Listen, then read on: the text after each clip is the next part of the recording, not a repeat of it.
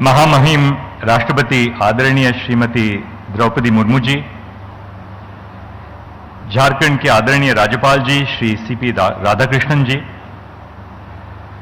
मुख्यमंत्री श्री हेमंत सोरेन जी, सर्वोच्च न्यायालय के मेरे वरिष्ठ सहयोगी श्री अनिरुद्ध बोस जी, केंद्रीय विधि और न्याय मंत्री श्री अर्जुन राम मेघवाल जी, झारखंड उच्च न्यायालय के मुख्य न्यायमूर्ति श्री संजय कुमार मिश्र, उच्च न्यायालय के आदरणीय न्यायाधीश, झारखंड उच्च न्यायालय के भूतपूर्व मुख्य न्यायाधीश और न्यायाधीशगण, विशिष्ट अतिथिगण, जिला एवं सत्र न्यायालयों में कार्यान्वित न्यायाधीशगण, आदरणीय अधिवक्ता भाइयों बहनों, झारखंड उच्च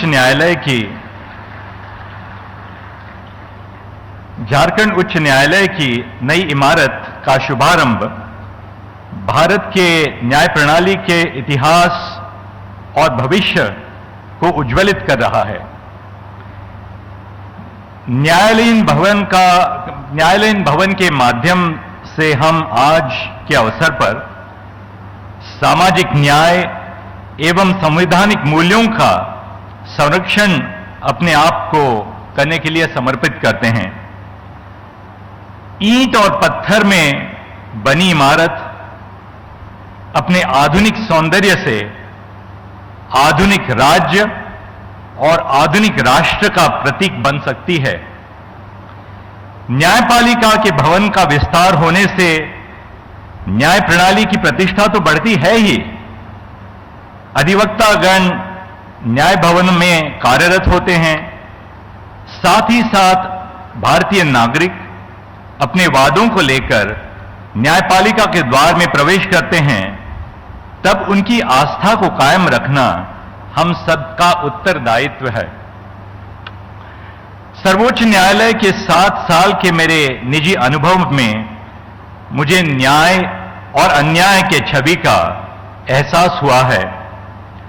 सजा होने के पहले हजारों नागरिक छोटे अपराधों के लिए कारागारों में बंदी रहते हैं, अक्सर महीनों या सालों तक।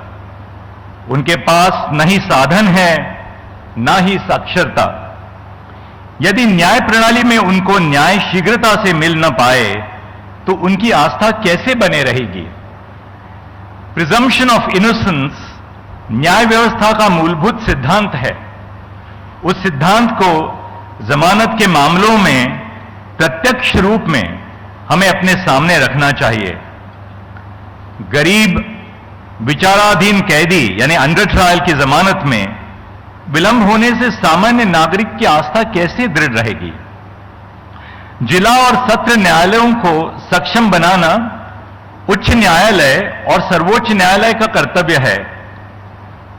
मैं समझता हूं कि जिला न्यायालयों को हम सबऑर्डिनेट जुडिशरी की व्याख्या देते हैं तो उनको अधीनस्थ की भावना प्रदान करते हैं।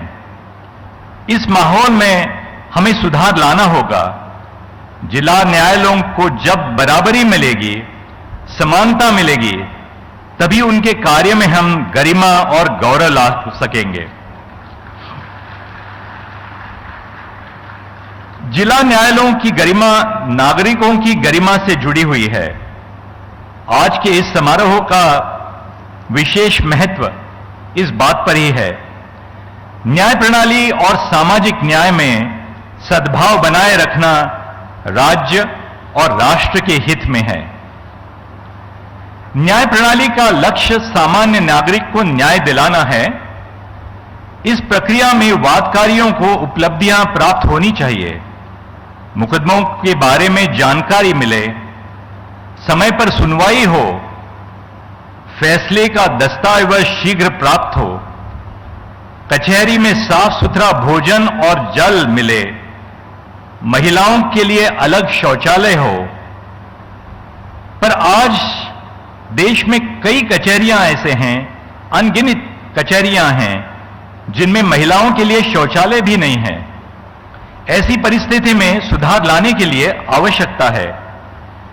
हमें अपने आप से कठोर सवाल पूछने पड़ेंगे।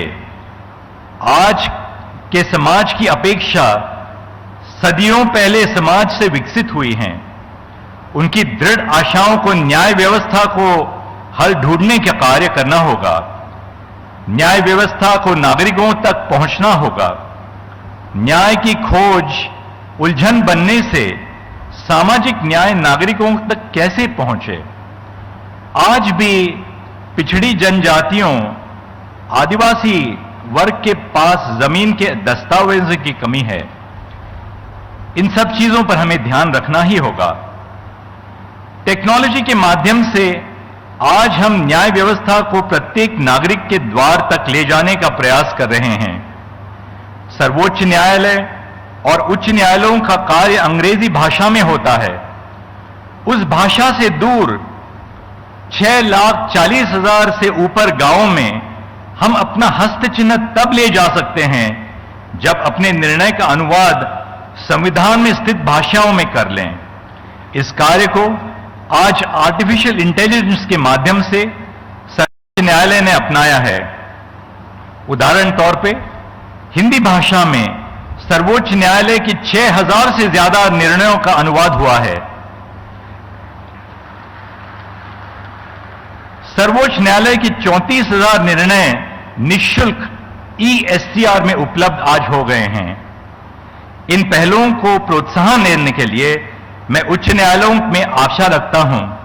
अदालत की कार्यवाही को लाइव स्ट्रीमिंग करने से अदालत के कार्य का प्रसारण देश के हर घर में ले जाना एक महत्वपूर्ण प्रकल्प है। ई-कोर्ट्स के फेज 3 में भारत सरकार ने 7,000 करोड़ रुपयों का अनुदान किया है। इस लागत से न्याय प्रणाली आधुनिक प्रणाली की दिशा में प्रेरित होगी। साथ ही साथ टेक्नोलॉजी के माध्यम से हम अपने कार्य को सामान्य जीवन से नजदीकी प्रदान करेंगे।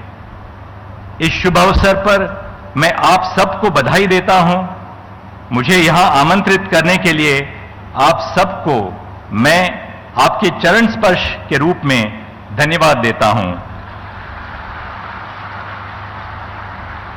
मुझे आशा है कि आप मुझे रांची फिर लौट आने का अवसर देंगे। नमस्ते, जोहार।